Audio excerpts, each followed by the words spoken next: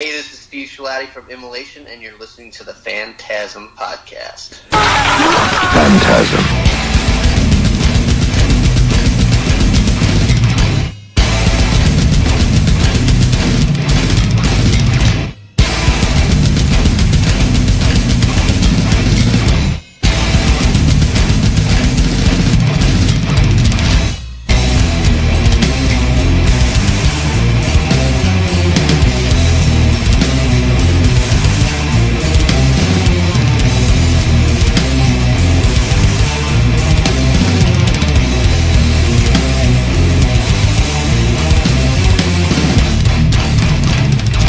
Hey, this is Dr. Vincent West with the FANTASM Podcast, and today, one of the best death metal bands in the world are dropping their new album, Immolation, Acts of God, which comes out February 18th from Nuclear Blast Records.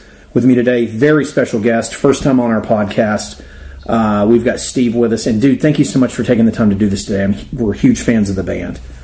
Oh, it's my pleasure, man. I really appreciate you giving me the opportunity to horn in on Bob and Ross's action. Hey, it's such a great record. Every time you guys drop an album, it just seems like it just gets better and better.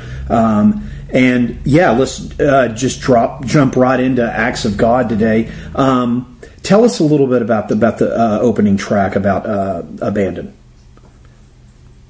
Abandon is just an intro. It's an instrumental piece that Bob did. For one of two that he did for this album. Okay. And it was actually kind of born late in the process. Most of the songs were already written when he put that together. Now that doesn't mean that he wasn't working on that before or whatever. Sure. But as far as it being introduced to me, it was later in the process. So it's super creepy. It builds up slowly. It's a typical Bob theme where he starts with something very basic and then just keeps adding layers and layers and layers of intensity to it. Sure. Until the end, and it kind of falls off and intros into the opening track. Yeah, and let's jump right into that. It's what a great opening track, An Act of God. Tell us about that one, track 2. Track 2 was actually, I think, like the 9th song. I want to say the 9th song that he wrote. Okay. To me, it's number 9. But Act of God was something that I was really, really looking forward to at that point in the album. So, like, if you can put yourself in my shoes, you know, I'm here in Ohio and I'm getting these songs emailed over to me, right? Or these prototype songs or whatever, and so. You know, I always have some expectation when I'm getting those songs in, and then at that point, out of the handful of songs that came before that, the majority were kind of a mid-paced or even like a slower, sludgier type feel. Sure. And I'm always looking for that burner because at this point in time, I was writing the drum parts for it, and after doing, you know, a couple slow songs, I was really in the mood to do something quicker, you know. Sure. Furious, you know, and that song was perfect when I heard it. I was like, wow, this thing is just a burner. And so I was really happy about it. I had fun with it. I had fun writing the drum parts to it. It didn't take a whole lot of time to do, to come up with, you know, kind of what I wanted to do for it. Sure. But the beautiful thing, and you'll hear me coming back to this once tonight, was that I just had the time on this one to develop the drum parts and to write whatever I want, try whatever I want. Sure. You know, hack and slash and figure out what worked best for it. So I had a good time with that one. That's a lot of blasting and stuff, especially right off the bat. So I like that. I like a song that just punches you in the teeth right off the bat, and it coming out of Abandon, it was that perfect effect, you know what I mean? Like you come from this stillness at the end of Abandon, and then bam, right into the blasting beginning of God. So. Oh yeah, it's a hell of a way to kick the album off. What about let's see the next track, The Age of No Light. Mm-hmm. Age of No Light was actually the 10th song. Okay. And it was another burner. Actually, a lot of the parts are even faster than An Act of God, which was cool. So I was really happy with the direction that the writing was going at that point. I was like, okay, we're going to finish this album off super strong. And also, if you think about it, songs, the 9th and 10th track that I got from him, that's usually like it, right? I mean, that's you're looking at the end of the album, or close to it at that point.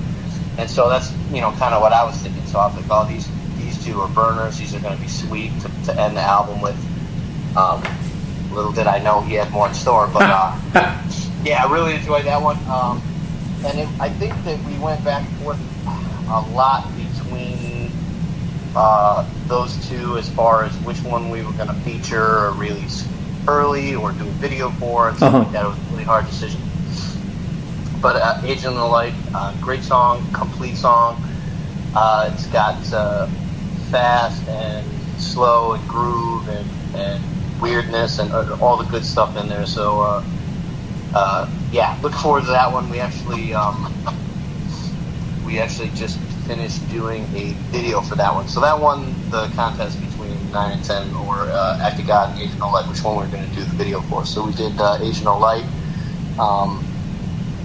I can't wait for the video to come out. You guys are going to like that too. But again, it's a ripper of a song, and I'm going to even compare it stylistically to the first release, Apostle. It's kind of in that same vein. So nice.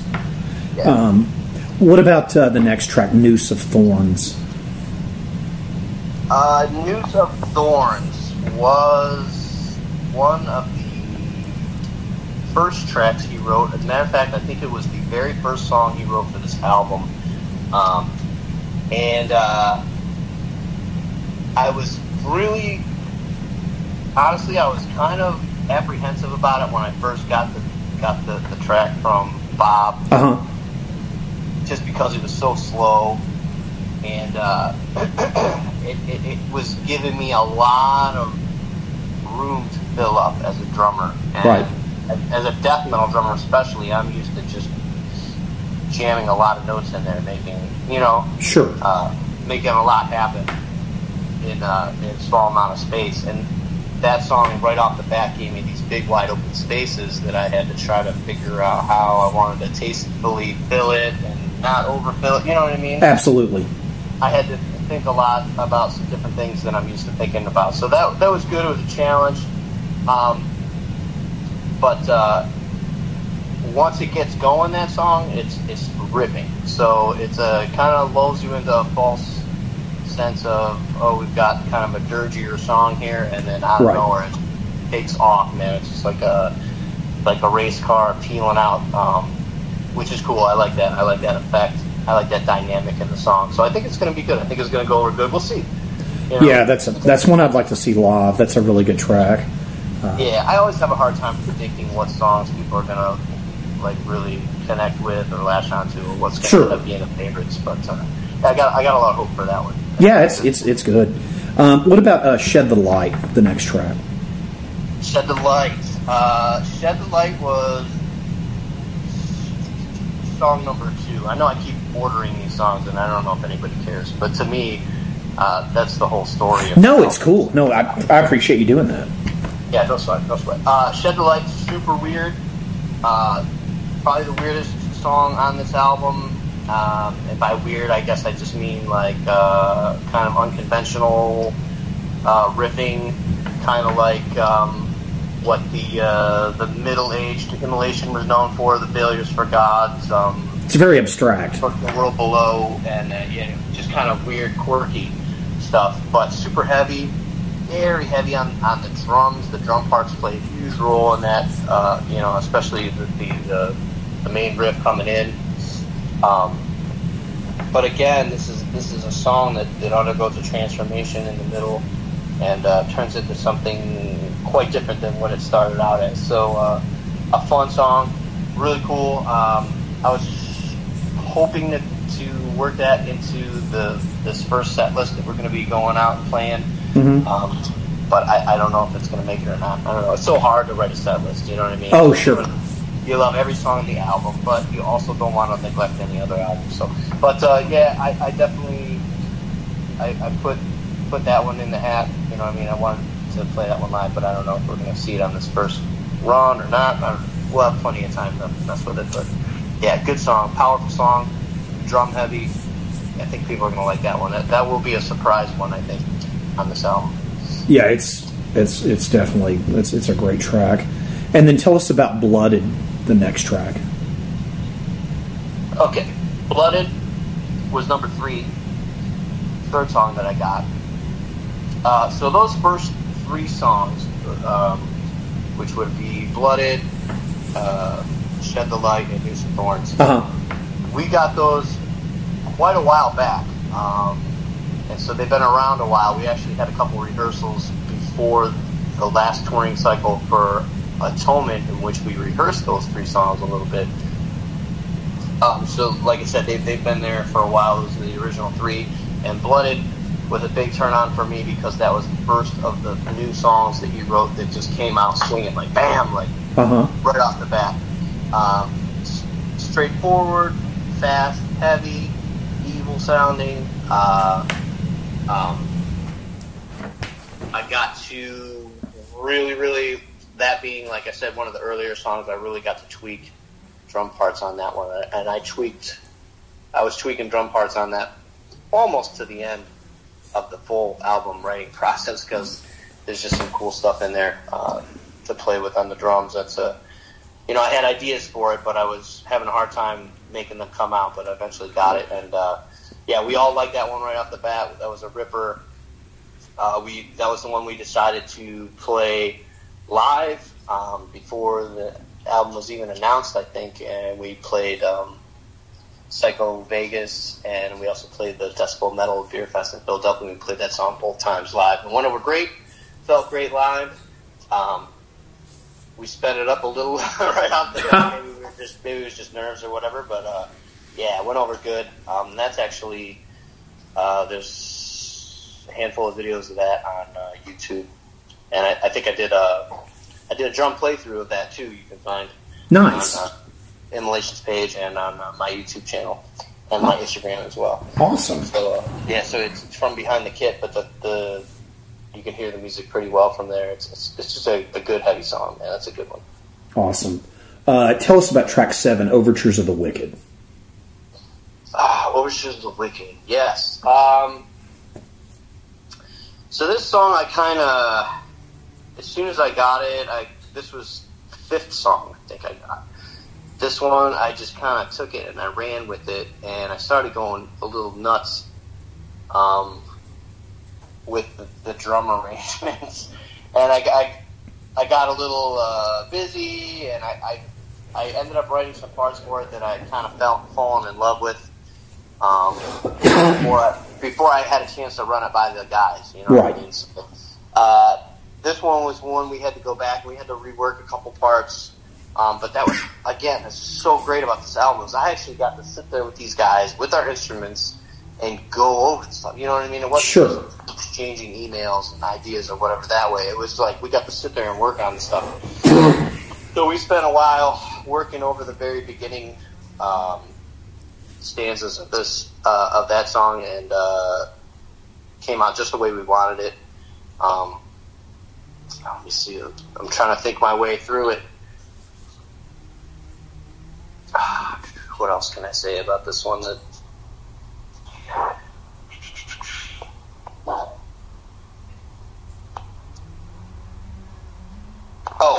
Yeah.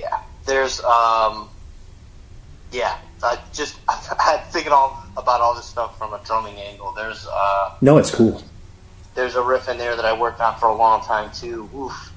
I would write a part for it, and then record it. Like I was recording everything I played every time I'd mess with the stuff. And then I would go home and I would review it, and I'd be like, oh, I liked how that went, or I didn't like how that went. And then sometimes I would get back there and play that change part, and then I would come up with another idea.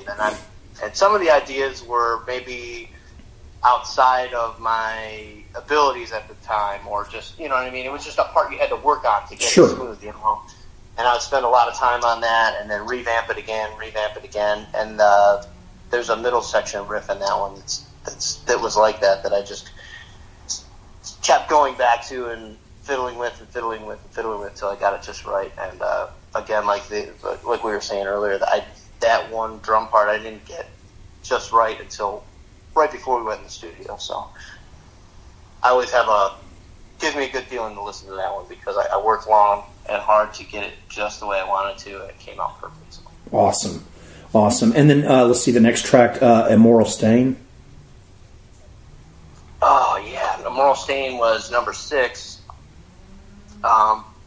And I didn't like it at all. I skipped it. Like I was, I don't know. I was kind of bummed at first. I was like, no, because it's kind of got a mid pace to it, but also the groove is weird, and it's got more of like a triplet groove feel to it, which is not my most comfortable medium. I'll admit right away, but you know.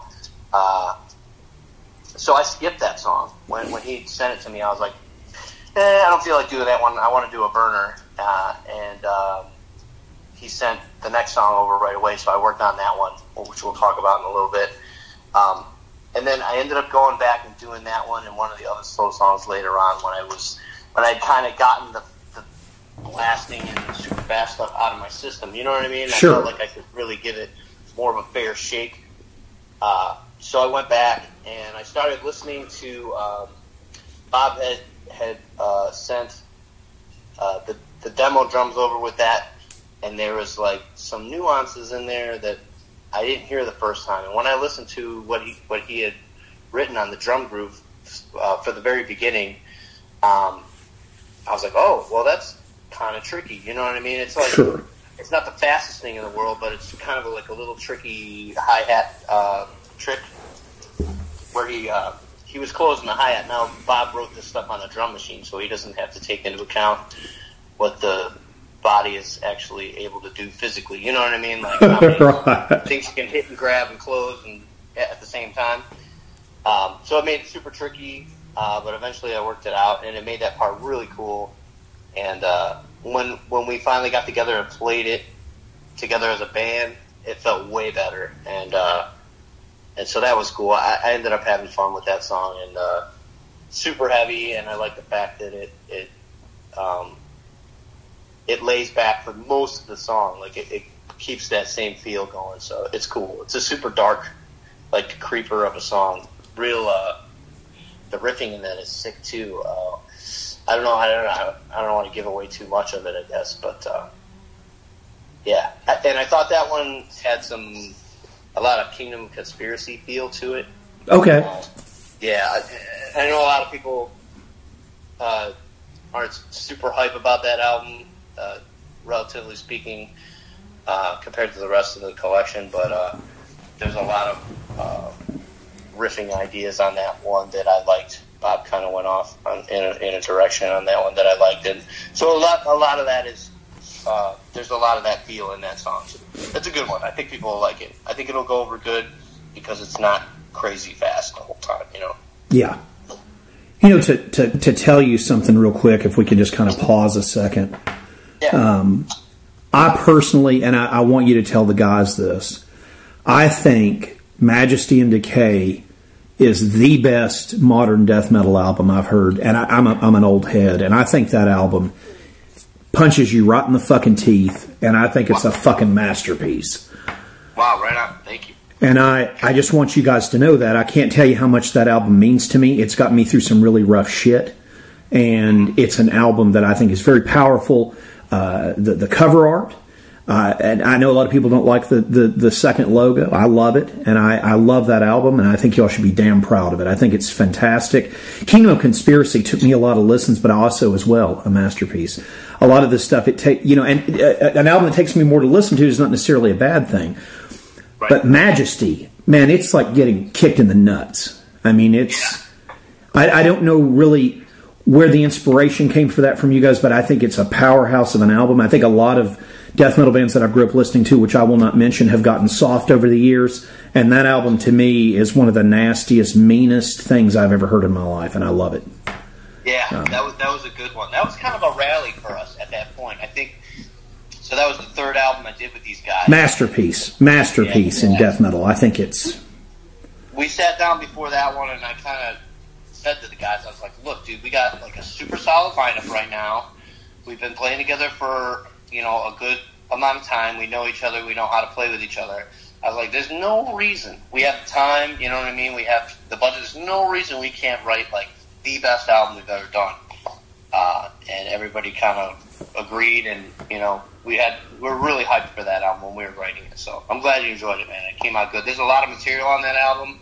It's kind of a, I don't know, it's kind of a long album. You know what I mean? There's a lot of good riffs in there. So I always enjoy going back and listening to that one. Well, what I love about it, every track, when I listen to it, I listen to the entire thing. It's not a track album. Like, it's the whole fucking thing. It's, I love the cover art. It's just creepy as hell. And I don't know what it is. That album, I really do. And I've told Ross this before, and I may have told Bob. I can't remember, but I know I told Ross, and I want to tell you what a masterpiece that album is. Wow, thanks, man. And everything you've done since is just genius. Atonement was so refreshing with so many, like I said, a lot of bands that I grew up listening to, unfortunately, have gotten kind of watered down and gotten away from what they do. And I never have to worry about that with Immolation as well as this new album. It's brilliant, and I'll continue with you now. I didn't mean to. I just wanted to say that before I kind of forgot about it, because you brought up Kingdoms, and another great album. Again, just everything you guys have done since you've been on Nuclear has just been unreal. It's so, yeah, it's great shit. It's so powerful, but. The next one, actually, I love the title of this album. I don't know if it's my favorite track, but it's my favorite title, Incineration Procession. Oh, yeah. Incineration Procession. I like this one, too, because the title almost foreshadows the feel of this song, too. It was the fourth song I got, so I got this one right after Blooded. And it's kind of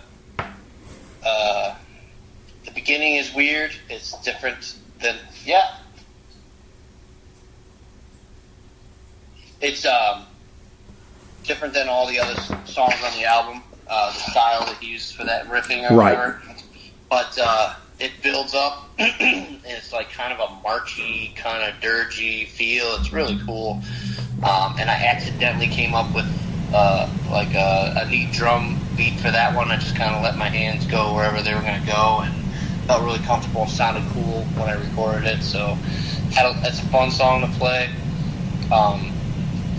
Goes through like a cycle of tempos, you know what I mean? So it starts out, like I said, like that kind of a slow marchy feel, but gets humming there in the middle. It's a good song, man. That's a nice one. I like that song. Oh, yeah. And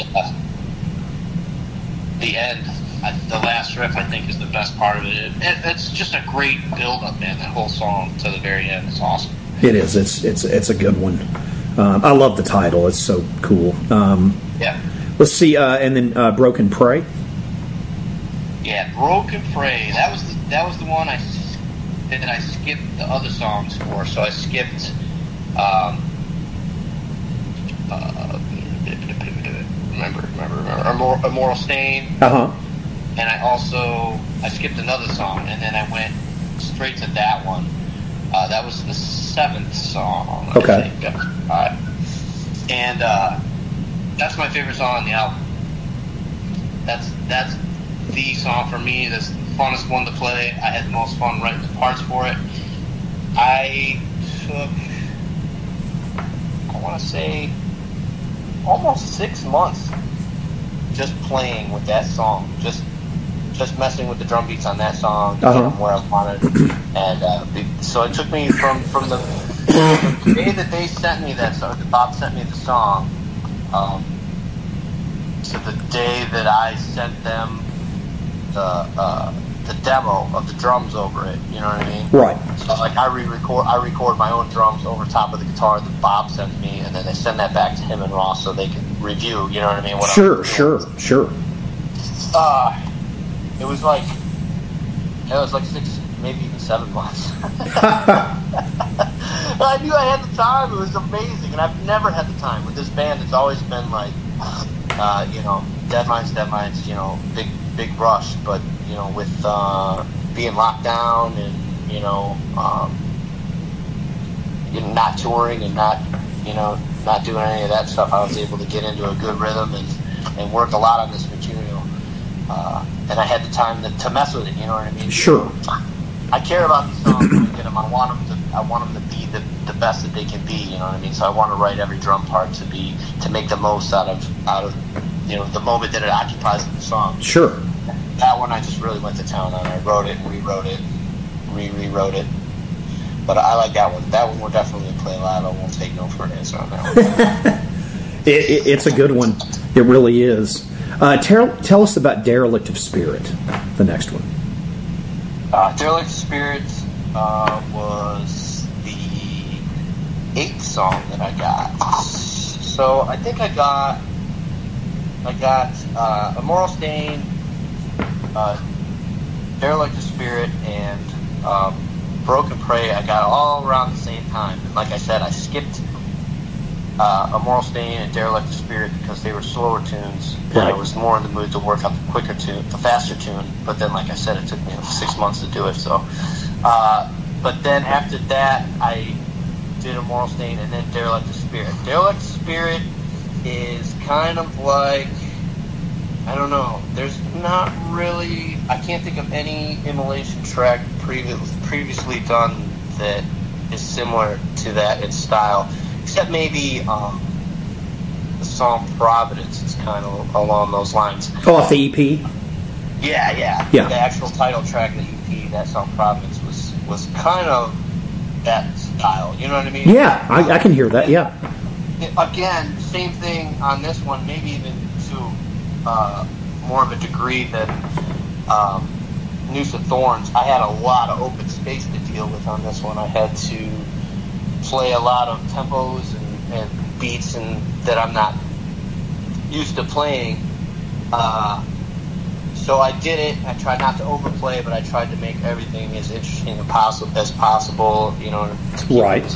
So it's not just a rock beat or whatever. Right. And between me and Bob, we came up with some really cool stuff for it. Some good feel, super groovy the whole way through. That's the best thing about that song is the groove. And its placement on the album, I think, is perfect too. So we got a really nice flow going with this album. I feel like the ebb and flow of the tempos and the intensity is just awesome. Yeah. Oh, absolutely, yeah. That's a good one. What about When Halos Burn, the next one? When Halos Burn. That was actually got my vote for the first video, but I outvoted on that one. It's probably my second favorite song on the album. Okay. Yeah, it gets right to it. Lots of cool drum work on that one. Super intense.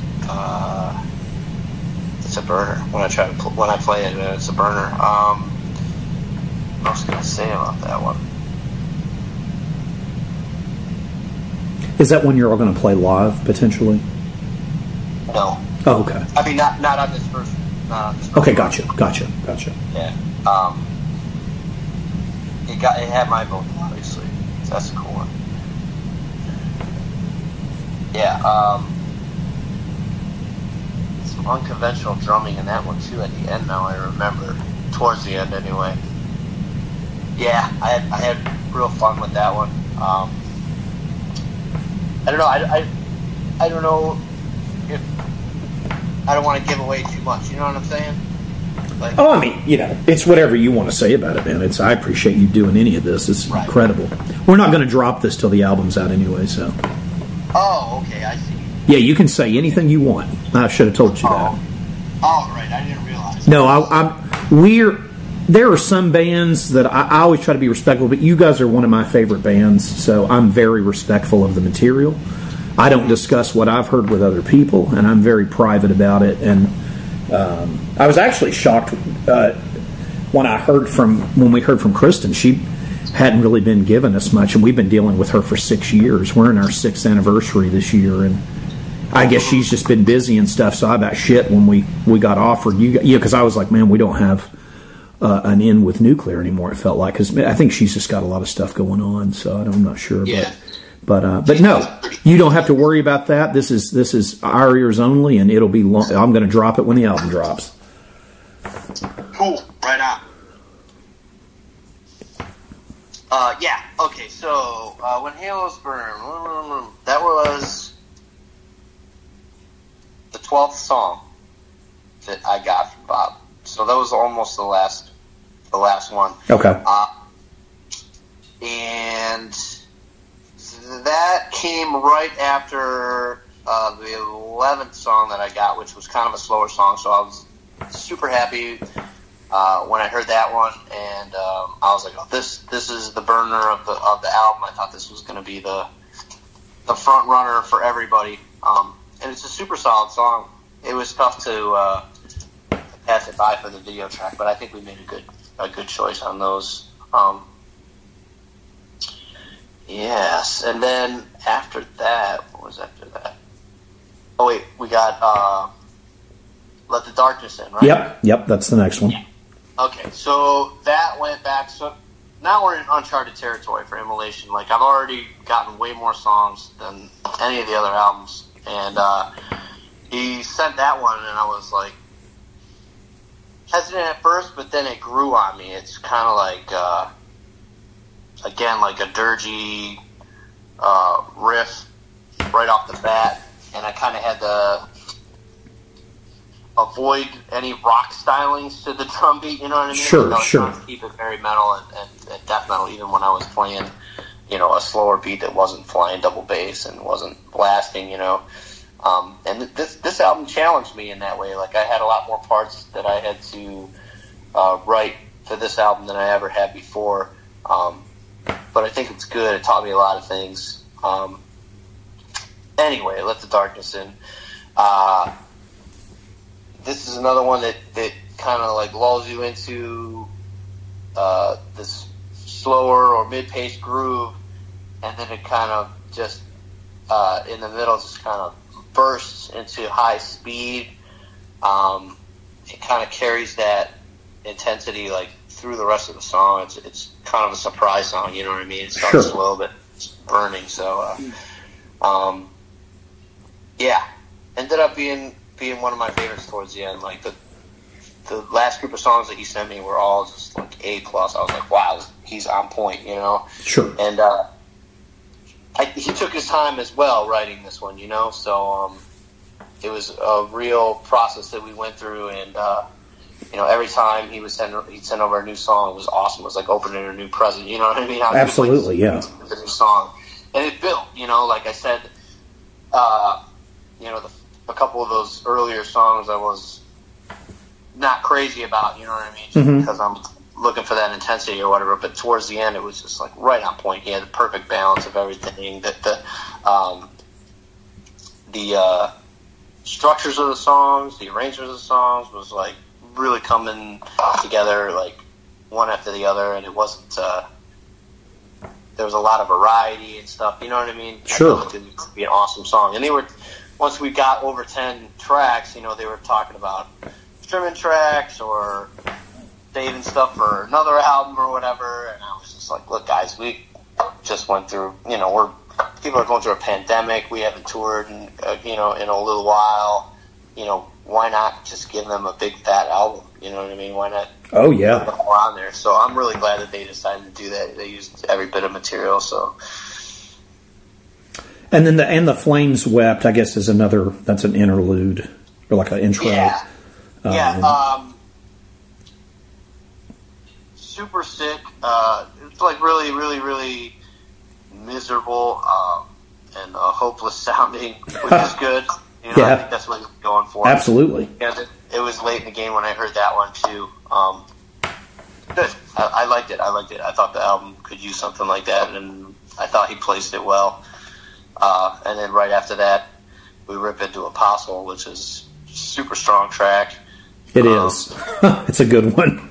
Yeah. It's got like a lot of attitude right off the bat, and carries it through the whole time. The third riff in, I think, I was really nervous about too. I was like, what? Bob does some unconventional things that when I first hear them, and I'm hearing them in a very stripped down version, like I don't hear all the layering and the different patterns that he's putting on. I'm usually hearing like a very basic guitar track, Yes. And I was just like, wasn't sure what to do with it, we'll say, There's a lot of points like that on this album where I was like, what am I going to do with that, But came out good, I think. It's pounding. It's got that tribal drum feel over it, and came out good. And the guitar, once the layers were on there and I saw what he was doing with it, and then the vocals came. The vocals were the very last thing on this album to hear, so once you get it all together, it sounded really good. I was really impressed. Bob's got that vision, what I mean? Sure. And obviously, he can see his way to the end from the very beginning, but for me, and probably for the rest of the guys too, we're just seeing it step by step. Right. What the end result in his mind has been planned or whatever, you know what I mean, till we get there. So it's awesome. Yeah. Kudos to Bob on this one, man. He really outdid himself. It was amazing. I want to ask you, as a longtime fan, and again, if this is something that you can't talk about or you don't want me to talk about, I'm going to edit anything on this for you as well. I'm very considerate about that, but I do want to ask this as a fan, and again, I can take this out of this interview, but I wanted to ask you this while I have a chance to. I had noticed when you guys were promoting the record, and I was promoting it on our page and trying to do what I can, with people listening to us because I'm such a huge fan, and I was noticing where it would say like final show. I mean, are you guys thinking about hanging it up or not touring? Or I noticed that, and I don't know if that's something you can talk about. And again, if it isn't, I can edit this out. But no, the final show. What there was some kind of thing when I was going through a thing. It was like final New York show and I was like, what the hell? I didn't know if it was like an error or you guys weren't going to tour anymore, because when I saw it scared the hell out of me as a fan. I was like, what? Right. No, I think that's some sort of error. I mean, I'm being serious. I saw that and I was like, man, I don't want to ask him, but at the same time I was telling my co-host, I was like, I've got to ask him, because I was like, shit, that sucks. Because I haven't seen that. I haven't heard anything about that. Yeah, it was some New York show. I'm in Florida, but it was some New York show, and I was like, oh my God, like maybe it was just saying only New York show or something. I mean, I'm not really sure what it meant. It was, and again, it may have just been like an error. That could be. It could have been the only New York show, especially if they're talking about the one at the end of this upcoming tour. Yeah, I think it was the date with Mortician, I think, or somebody. Yeah. Yeah. So maybe it said only New York show. I don't know. Yeah. Because when I saw it, I was like, oh, God. No.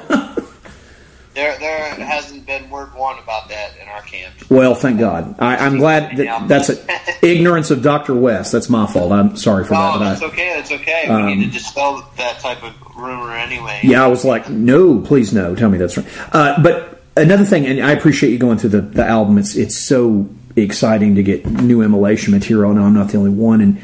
But can you tell us about the cover art? I really love the cover art for all of the stuff you guys always do. But God, the new cover art is wild. It is, and I had to study it at first. Like when I first saw it, I was just like, "What? Wait." First of all, it's a huge departure from what people normally expect from Sure. And then I just really had to look at what was going on and figure it out. And then once I figured it out, I was like, oh, that's awful. Like those angels are they're suffering now. I see what's going on. And then I sat immediately. I think I was at the practice spot when I first saw the artwork or whatever. This was not something that they previewed to any of us or any of that. Here's what he's got so far. There was nothing like that. It was like, bam, here it is. Okay. And so I sat there and I listened to the album while I had that art up on my phone, and I was just, almost like in the old days where you get your album or whatever it is, or your tape home, and you're reading the lyrics through, and Absolutely. seeing the art, and you listen to the music, and it melts together into one thing. And it was creeping me out, man. I'm going to be honest with you. Listening to the music and looking at that cover was kind of freaking me out. Like, I was raised Roman Catholic, Okay. I was raised Episcopalian, so I can... Yeah, sure. Until my whatever, like, early teens. Sure. And for me, that's... When you're raised that way, that's just kind of built into you a little bit at a certain point. And I was, I felt that part of me, like, kind of flinching and, being reviled by what I was seeing. It truly had an effect on me when I realized what was going on, and then I listened to the music with it. I was like, oh, that's perfect. That is perfect. And then they sent me over the art for the inside and all that, and the back cover, and I was like, oh, wow. Bob's the Exorcist. Yeah, I cannot let my mother see this, but this is really good. But yeah, it was giving me the creeps. It was giving me like the holy blasphemy. This is, I'm going to hell just from looking at this kind of feel. You know what I mean? Right. I haven't had that since I first got into metal. You know what I mean?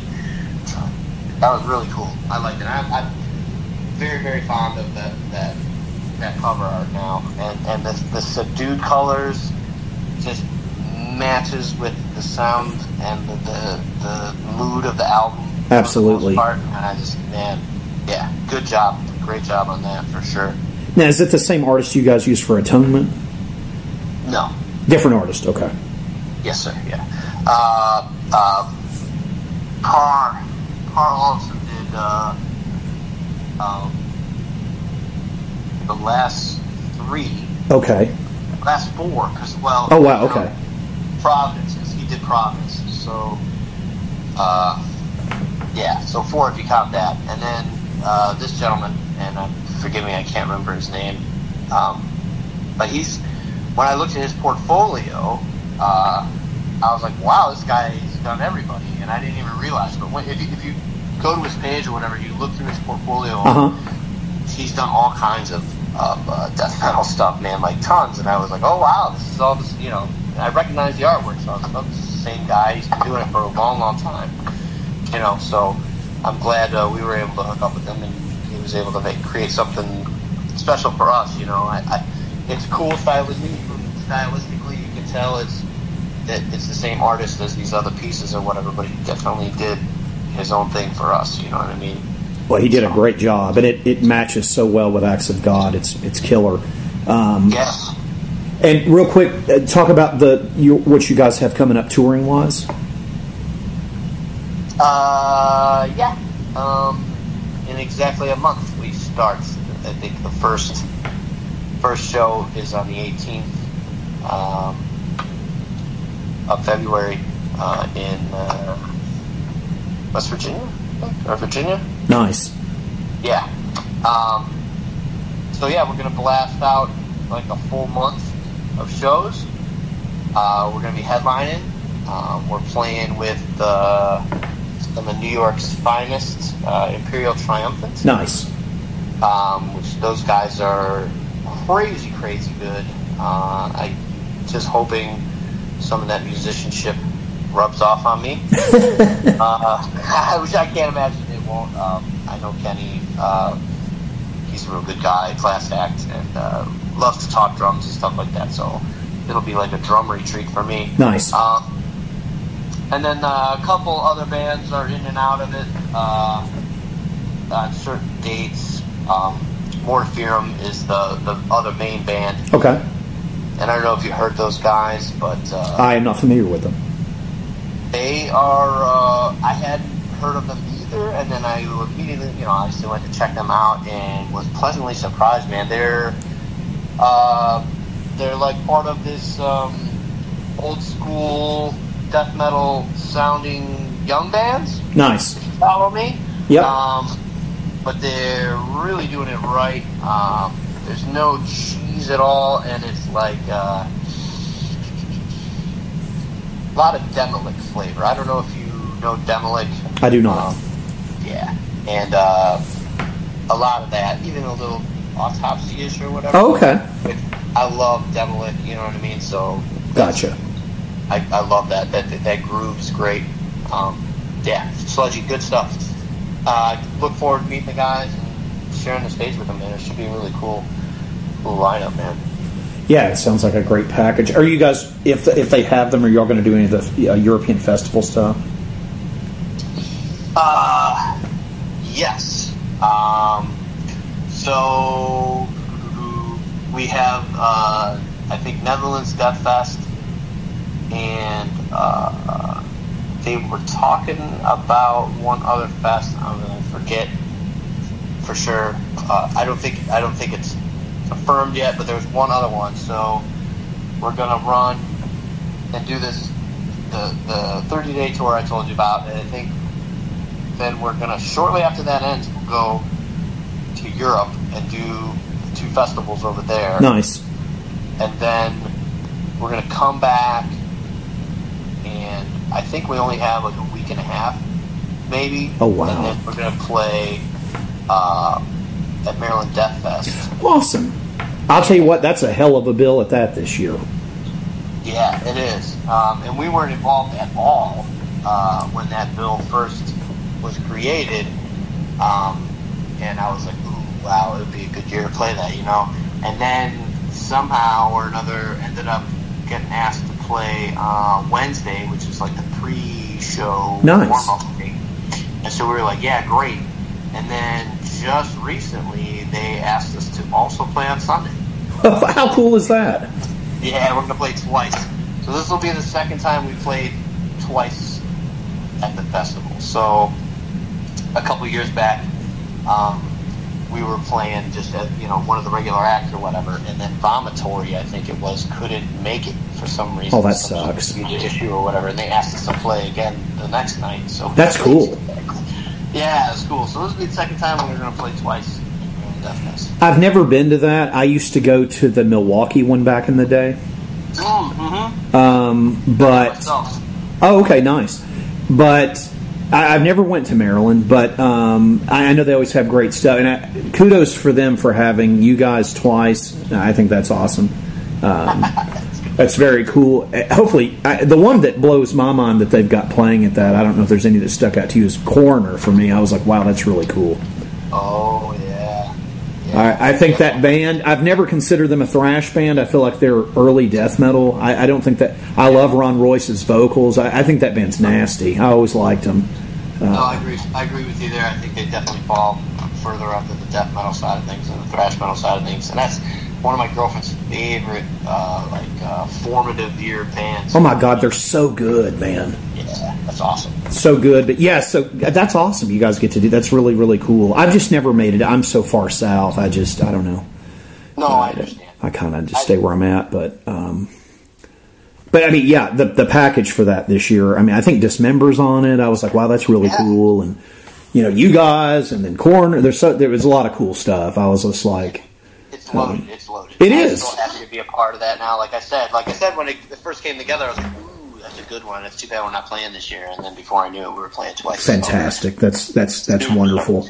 And then of course you guys had the New York show I was talking to you about. The one with, I think it's got like Mortician and the U.S. run. Hammer. Yeah. It's got Immolation. Yeah, that's great, man. What a great package on that. That is going to be like a big family reunion. We know all those guys. We're all like good friends with them, so that's going to be sweet, dude.